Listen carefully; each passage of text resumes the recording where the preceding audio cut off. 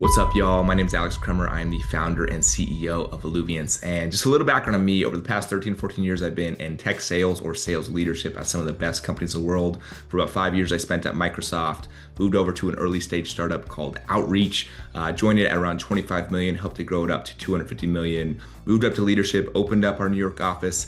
Really, during that time, I cared a lot about how do you achieve? How do you crush quota? How do you be at the top leaderboard? How do you make sure your W-2 is looking sexy as hell?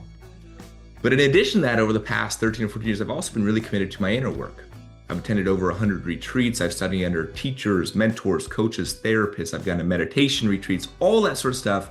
And what I always felt like was missing through all these communities, all these retreats that I went to, is I could never find one that was focused on sales professional leaders who wanted to master their craft at a higher level and complement that with, man, how do I feel purpose, fulfillment, joy, meaning? And also when the anxiety, stress, and burnout, which is just such a natural part of the job, comes up, what do I do? How do I relate to that? And so since I can never find one myself, that's what caused me to start Illuvian. So we've been around now for about 3 years. We've thrown almost 20 retreats. We've worked with over 500 sales professionals. We work with tons of corporations. And it's really about how do you both master your craft and transform that inner game. But one of the key things that we love to talk about is what we call the 738-55 rule. And the 738-55 rule is essentially how you actually measure your ability to influence and to sell and to enroll people. And what this stat essentially said is that of your influence ability, 7% of it comes from the words that you say. Only 7% of it. And the funny part about this is that when you think of most corporations and their enablement, this is where they focus. They say, here is the script and here is the product information, go and sell.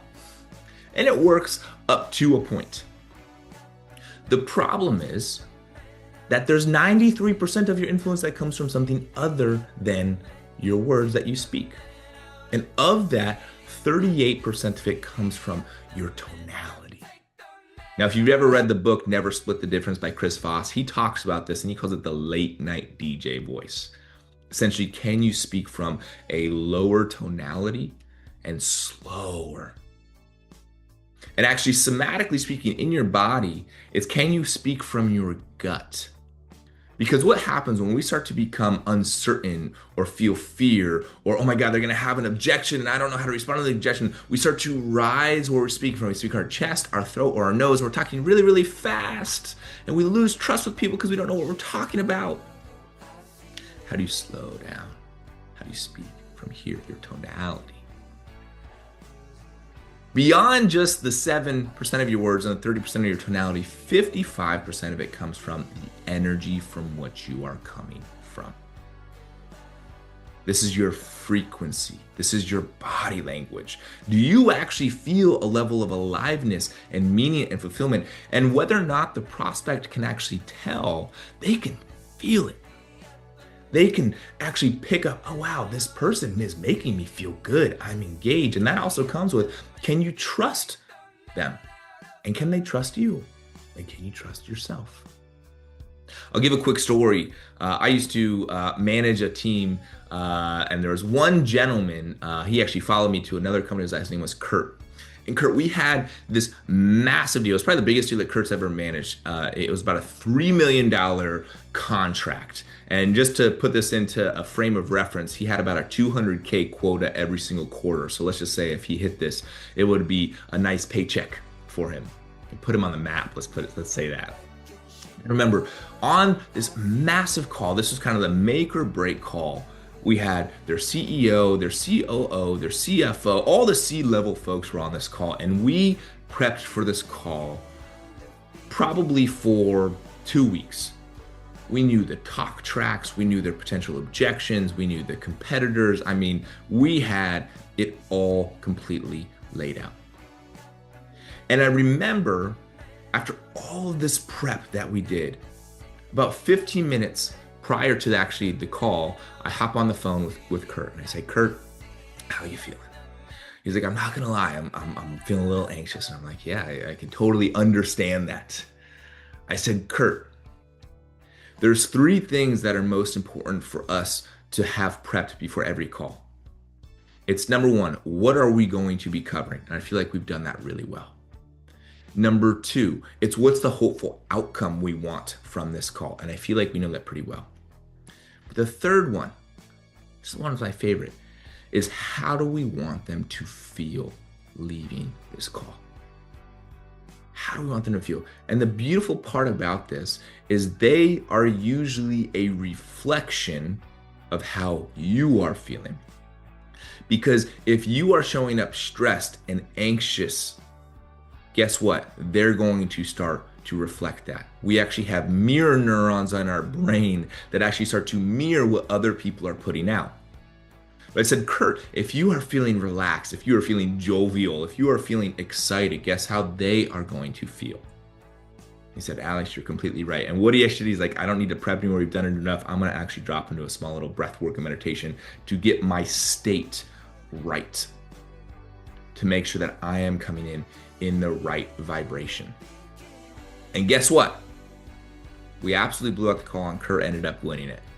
And it made him some life-changing money. Let's just put it on that. But it really taught us that yes, you do need to know the tactical information. You do need to know your script, your process, the questions, all of that. And there's such another part that very few people understand, and it's the tonality and the energy from which you're coming from, because that impacts how they feel about you, whether they trust you. And this is where the inner game comes into play. It's your mental, emotional, physical, even spiritual health. And when you feel a level of purpose and aliveness, and also you know how to relate effectively to the anxiety and the stress, because guess what? That comes up. It still comes up for me all the time. It's not like you get away from it. What changes is not that you overcome it. What changes is how you relate to it. When I feel myself start to go up here and here and here, and I'm thinking I'm spiraling, oh my God, I say, ooh, I need to get outside. I need to sit. I need to feel my body. I need to move. And when you can actually focus on this, this is going to be the thing that's going to separate you from being just a good rep into a great rep that not only makes a lot of money, but also starts to have a massive impact on the world. And I want to talk one quick thing around leadership. And leadership is one of my favorite things. When I moved into sales management, man, so much in my life really opened up.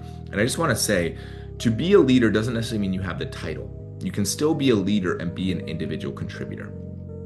But there's key habits, key abilities that one must have. Because at the end of the day, the world is changing massively right now.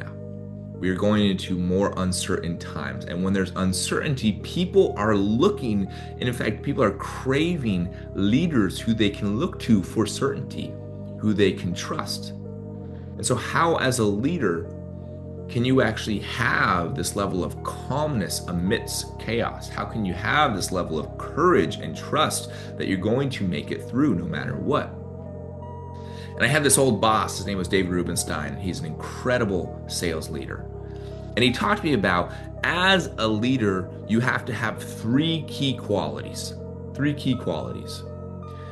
And he said, if you have all three of these, you are in fact a unicorn. Usually people have one or two, but if you have all three, man, you are going to completely separate yourself. The first one, can you close? Do you know how to sell? He used to call it, are you a rainmaker, actually? Do you have the ability, whether you're an IC or a leader, to show people this is what it means to do great discovery, give a great demo, to negotiate, to get a customer to sign, and to help them in a genuine way? Your skill set. He said, number two, are you great operationally? And operationally means, do you know how to actually get your, what we call RGAs, revenue generating activities done? Do you know how to look at data? Do you know how to structure your day or structure your team in order to get things done? Operationally speaking, do you run a tight ship? Are there standards that are required for it? And then number three, are you a culture builder? Are you a great coach? Do you know how to get people to feel inspired to motivate others, to get people enrolled into following you down the path. He said, if you can do all three of these things, Alex, if you can close, if you're great operationally, if you can build a great culture, man, the world is your oyster. So much really starts to open up.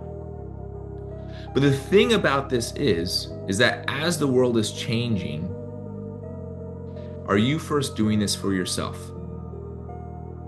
Do you first know how to connect deeper within yourself to therefore be able to connect deeper with prospects or people on your team?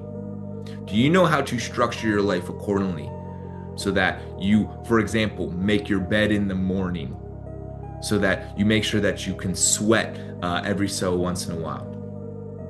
To make sure that, hey, operationally speaking, not only is your business sound, but your lifestyle is sound.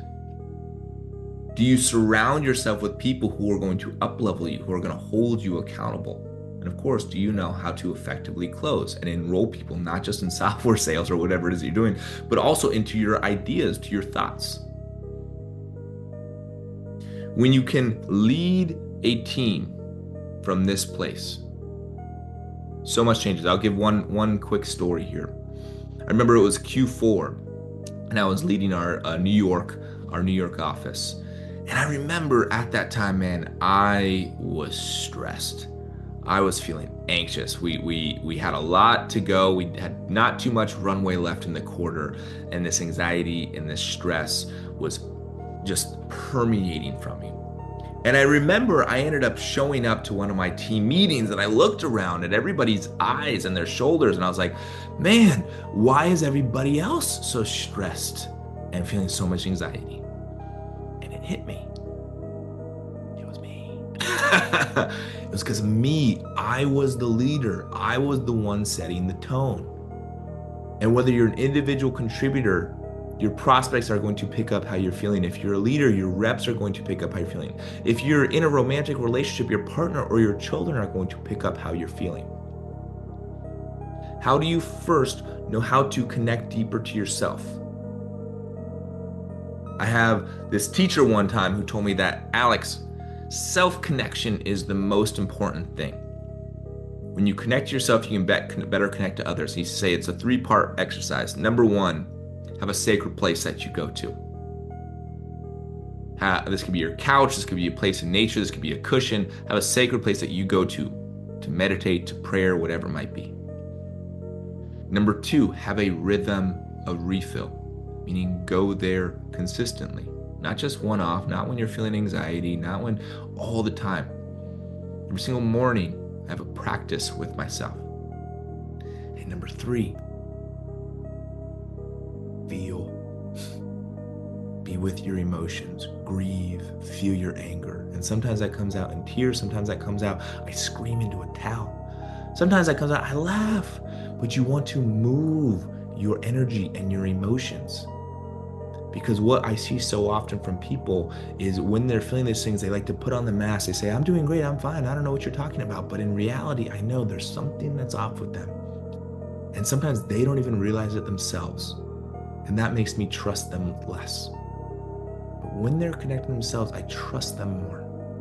And when they're not feeling too good, they own it.